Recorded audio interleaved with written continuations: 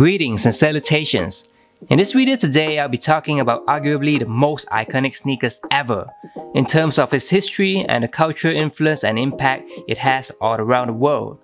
And that is the Converse Chuck Taylor All-Star.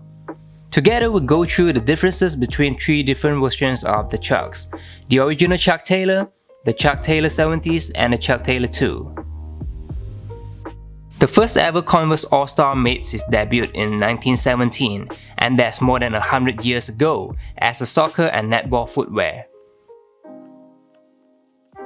A few years later, Charles Taylor joined the company and helped design and market the Converse All-Star, which was eventually named the Converse Chuck Taylor All-Star.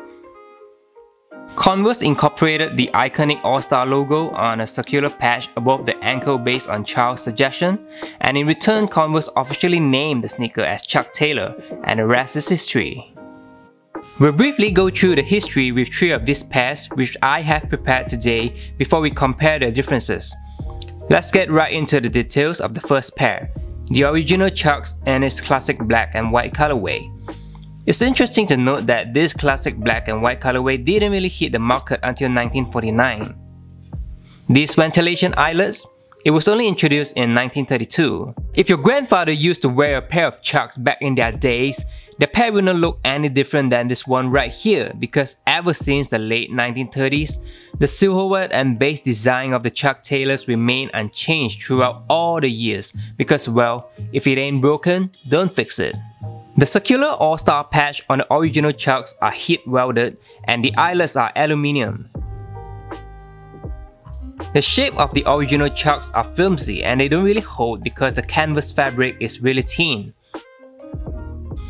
All in all, if you're looking at the original Chucks on its own, they're really solid, affordable and timeless. It can't really get any better than that. Except it can. Remember way back when I said if it ain't broke, don't fix it? I'm sorry, I take that back.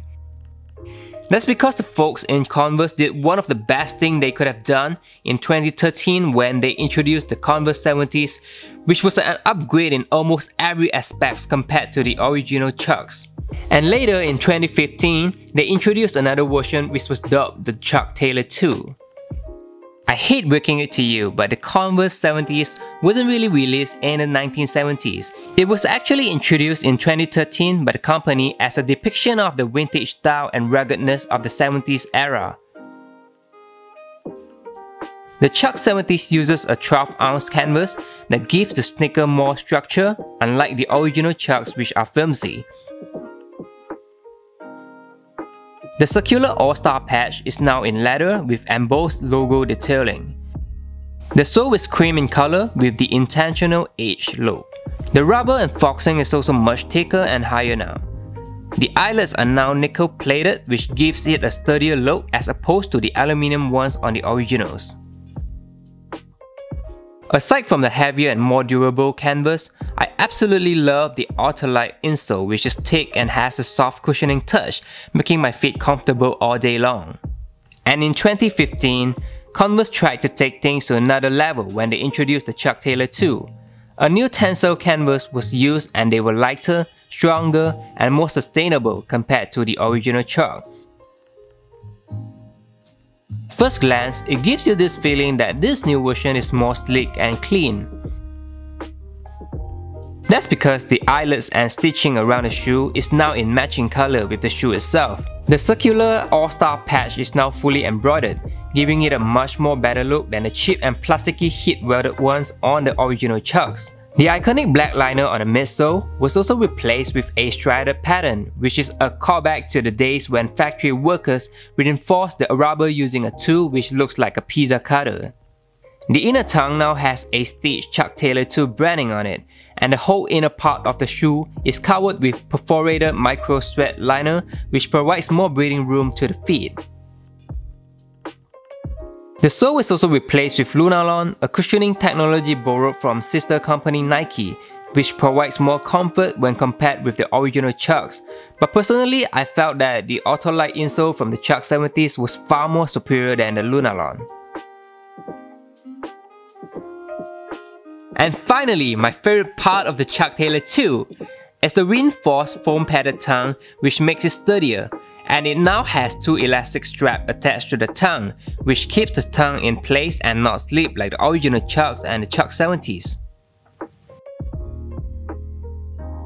I'm sure those of you who own a pair of Chucks knows what I meant. The tongues would always slip and stay slanted to one side. I don't know why it took them almost 100 years to make this subtle yet impactful change, but I'm glad they did. I initially loved the design of the Chuck Taylor II, but the pair's new slick look also made it very bland and boring with the monochrome eyelets and stitching, as well as dumping the original colored piping. Well, I felt like these changes took the iconic identity away from the Chuck Taylor we knew, and for what it's worth, Converse ultimately discontinued the Chuck Taylor II due to disappointing sales and reception. Before ending the video, here's a quick recap and direct comparison between the three models of the Chuck Taylor. In here, the original and 70s have the iconic black line piping on the midsole, as well as contrasting stitching and silver eyelet to give a nice balance to the shoe. All three heel tabs are built differently as well. The Chuck 70s have a glossy finishing while the Chuck Taylor II have a debossed touch to it. As mentioned earlier, the original circular patch is heat welded, the 70s is leather and embossed, and the Chuck Taylor II is directly embroidered. And finally, here are the differences between the toe boxes. The Chuck 70s has a higher foxing and narrower radius.